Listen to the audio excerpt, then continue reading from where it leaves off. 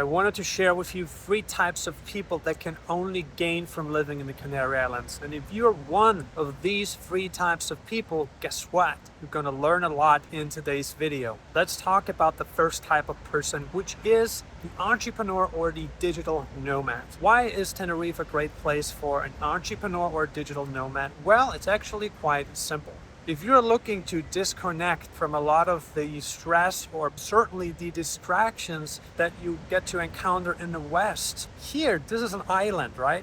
And because it's an island, there are not that many distractions here. You're very connected to nature and there aren't a whole lot of distractions here, right? Like you're kind of isolated here, and a lot of people, especially digital nomads and entrepreneurs, really like that. For the simple reason that if you're in a startup, and imagine being somewhere here, okay, where you're working your butt off. You don't really have a whole lot of friends or family around, or you can't really drive your car to another city because it's a pretty small island. This is not really an option. So if you come here, it's kind of like Paraguay too. Even though in Paraguay, there might be more to do in certain ways than here. But this island offers a different set of values, right? A different set of like things that you can do, like activities, than if you were to stay on like the mainland. This is a place where so many entrepreneurs think like, okay, if I come to the Canary Islands, I can really get my business to the next level, and they want to get their business to the next level. I mean, don't get me wrong, certainly there are distractions here. You know, it's not like, oh, there are no nightclubs, there are no bars, or that you're not going to have friends here. So no, I'm not saying that, but what I am saying is that because of its isolation,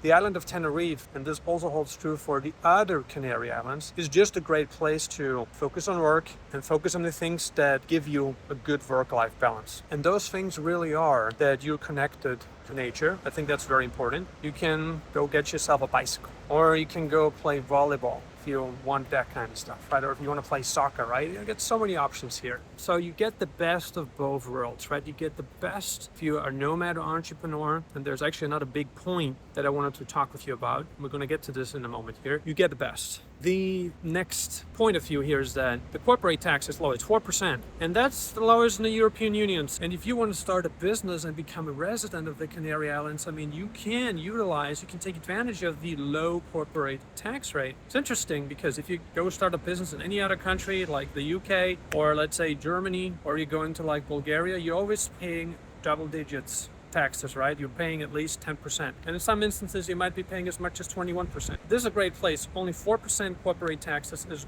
great. There's also a lot of co-working spaces here, and they exist across the whole island, right? You have them in Puerto de la Cruz, which is where I'm located. You've got co-working spaces in the capital, Santa Cruz de Tenerife. And you also got co-working spaces in the south of Tenerife, where the weather is kind of drier, you know, you don't get that much rain. On this side, as you can tell, we're now in November, we're getting quite a bit of rain in from the Atlantic Ocean. That's pretty normal. You know, the summers tend to be pretty warm, pretty dry, pretty sunny. As soon as we hit like end of October, November, the weather changes. But getting back to co-working spaces, you've got plenty of options. Puerto de la Cruz, Santa Cruz de Tenerife, and the south. That's where you want to be. If you value networking, it's great for that. And many of these co-working spaces are open from Monday to Saturday, and some are even open on Sundays as well, right? So Monday through Saturday, and they open up in the early morning and they close in the evening, and some are even open on the weekends too. The second type of person, or should I rather say group of people that can benefit from living in the Canary Islands, are families. Like, this is a very family-oriented place. Like, if you value community life, in fact, people here on this island,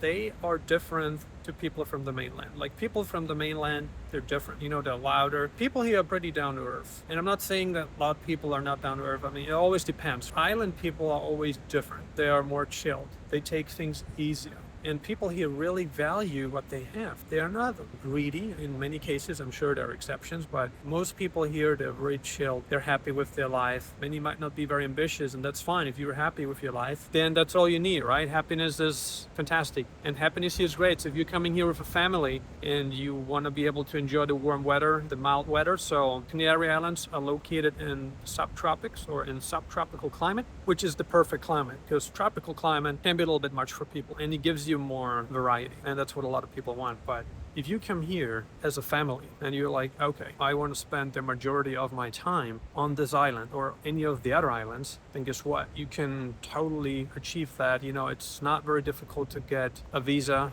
I mean, you can get a non-lucrative visa. That's for people who are outside the EU, right? You can do that. But then you have to kind of see how you can incorporate work with that, because it might not be an option for you. Or you can start a business, you can invest, right? There are plenty of kind of golden visas, if you're familiar with that term, available for Spain. That's for people who are outside the EU, right? Outside the European Union or EEA. But if you're a European Union citizen, guess what? You can come here, live here, and you know, it's just pretty easy to move to this place. You know, you don't need to do a whole lot. Just register, you know, your domicile, and you're going to be registered here. Personal income taxes are not that great here. They're pretty high. So even if you just want to come here for a couple months a year with your family to, say, escape the cold, brutal winter in North America or Europe, then guess what? It's a good place for that. So for families, this is great. This is a very family-oriented place. You can go biking, you can go hiking, you can go surfing, you can go with your kids to the beach every day, because the weather allows you to do so. And there are many families living here. You know, there are a lot of smaller towns. Take a look on the map, like you got a lot of coastline here. It's an island. So there are many communal places where you can live and where people value community life. This is a collectivist society. This ain't no joke. People here value community life. They value friendship. So if that's what you want for your family, if you want your family to grow up in a not so materialistic place, this is what you want to consider getting into, right? So now we talked about two types of people who can benefit from living here.